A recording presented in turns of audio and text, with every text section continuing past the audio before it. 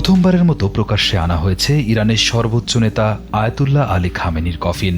সেই কফিনের সামনে দাঁড়িয়ে আজ ভারাক্রান্ত হৃদয়ে শেষ শ্রদ্ধা নিবেদন করেছেন বাংলাদেশের জাতীয় সংসদের স্পিকার হাফিজ উদ্দিন আহমদ।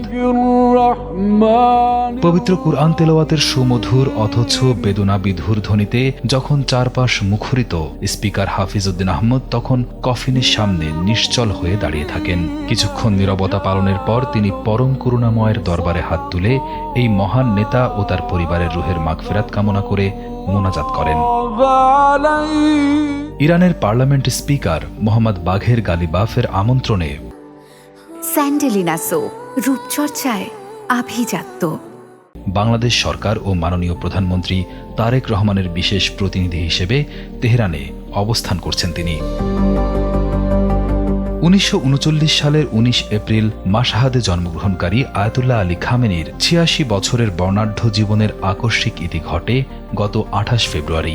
যুক্তরাষ্ট্র ও ইসরায়েলের যৌথ এক বর্বরোচিত হামলায় তিনি শাহাদাতের অমীয় সুধা পান করেন। তবে সেদিন কেবল তিনিই নন, প্রাণ হারান তার পরিবারের আরও কয়েকজন সদস্য।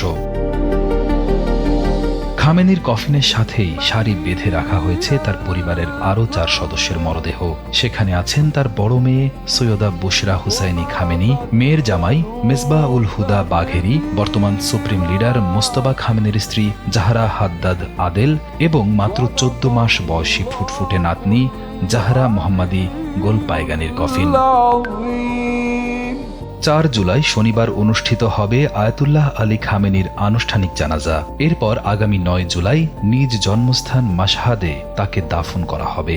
শনিবারের জানাজায় অংশগ্রহণের মধ্য দিয়ে শেষ শ্রদ্ধা জানিয়ে বাংলাদেশের প্রতিনিধি দলটির দেশের উদ্দেশ্যে রওনা হওয়ার কথা রয়েছে। রিয়াদ হোসেন, কালবেলা।